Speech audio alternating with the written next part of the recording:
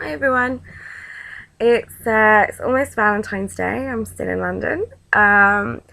It's been snowing this week, and the cold has eventually caught up with me. I'm not feeling my best, but never mind. We must soldier on. What's been going on this week? Knitting, of course, as always. Just looking at my little pile of work over there. Um, Lots of design work. The catwalks have finally started again for autumn winter 13. Wasn't able to get there this year, so I'm just sifting through hundreds of thousands of pictures at the moment, which is always fun.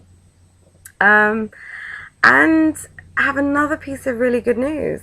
I was contacted about a month ago by Zoe, who's the editor of Yarnwise magazine, and she wants to do some sort of trend prediction articles every few months.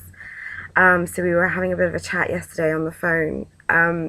One, really excited to be doing it because, you know, anyone who watches my video blog, I'm so passionate about trends. So that's great. We're now getting to the realm where, knitting magazines are now getting on board. So that's fantastic. Very excited about it. But what I was going to talk about today was something that happened a few months ago, and something that Zoe said to me on the phone yesterday. And she was talking about getting the right person to write the content for the article. And it made me think back to this thing that happened a few months ago. A friend of mine had emailed me a link that she'd seen on Twitter to a fashion seminar that was happening.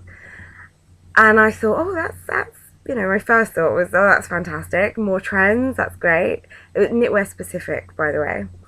A knitwear designer who was doing it. I thought that's great. And then I looked, I had a little look on the course, piqued my curiosity, a little bit of competition, healthy, of course. But I got a little bit disappointed. I was really hoping that the information was going to be great, that someone else was finally, getting behind the whole trend prediction thing and pushing it as well. And then, of course, I'm looking at the content and I'm a little bit disappointed. I suppose it's a little bit of a controversial subject, and I'm not going to say who it was. But I did want to kind of reiterate the importance of getting correct information. There's so much now on the internet, and so many people can set themselves up as whatever they want to be these days, that I think people have to be careful about where they're getting their information from. I looked through the content of this course, and there were elements of it, that were fine, but the majority of it wasn't accurate. And I just wanted to kind of talk really about checking your sources of information. I'm not going to go into my background, I've talked about it a lot, but for those of you who don't know me, seeing this for the first time, I am a fashion designer. I trained within the fashion industry.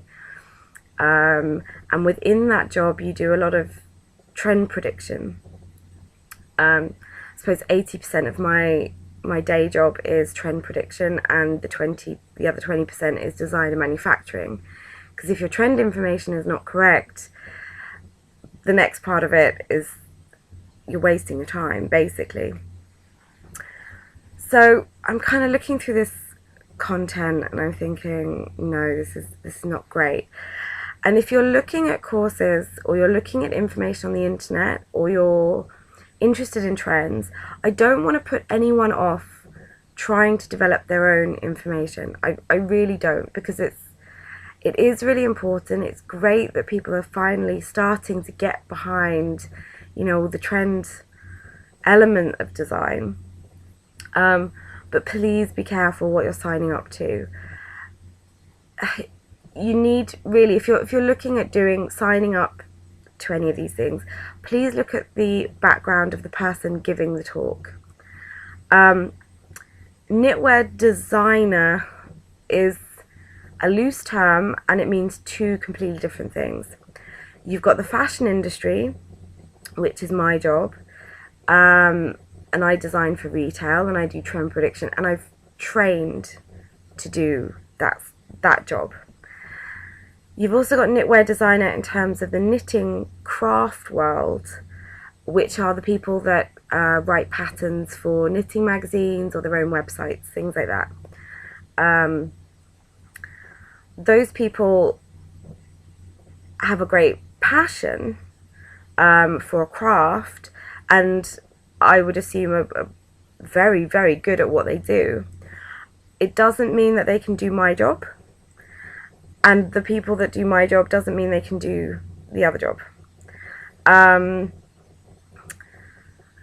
the problem is that a lot of people doing the trend information are from the knitting craft world, not the fashion world. And you really want people, if they're giving you this information and you're going to take it as, you know, as gospel, as the saying goes, you want people from the fashion world telling you this information.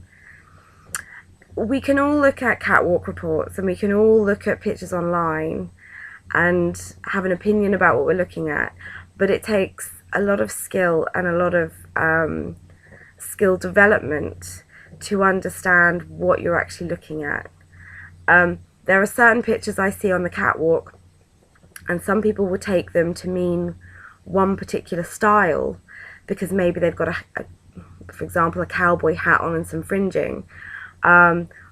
People are going to assume that's a cowboy theme. Not necessarily. It doesn't necessarily mean that those two things are the key elements of the picture. And unless you have all of the information, you know, no one takes trend information and just takes it as gospel. We all look at various different sources, put them all together, and kind of find a little pathway through them all to know what's going to be happening next season. And it strikes me as a lot of the information that is out there on the internet are pretty much just taking things at face value. So if you are going to part with money, especially if you're signing up to courses, please check the background of the person that's giving that talk or that seminar or that workshop. Find out what they've done before, look at their track record, ask questions. You know, if you're not sure, ask questions directly. Ask them who they've worked for. Have they worked in a fashion industry? Who have their clients been? Are they more the hobby side of things, you know, the craft side of things? And obviously there are going to be lots of people who are very highly skilled in both areas. You might have some knitwear designers from the craft world that are very good at predicting trends. Doesn't mean they're always going to be consistent. Hopefully they would be. Doesn't mean that they can't do the trend prediction. You just need to be very, very careful where you're sourcing information from, and that goes for websites as well when you're downloading trend information. So please be careful. This course was quite an expensive course for 3 days, and I was a little bit concerned about the people parting with their money for it. So yes, please do check people out, and of course when the trend information articles do start coming out in Yarnwise, I will be letting you know. And if you can come to me as well, come visit the website and get some accurate trend information from us. www.twistedangle.co.uk. Of course, a lot of you will know it.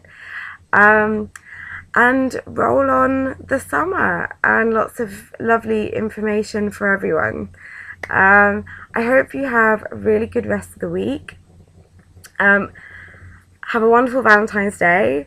I hope you've got someone lovely to share it with, and if not, find someone. There's always someone around. It's going to be me and my teddy this year, unfortunately. But have a great week and keep knitting.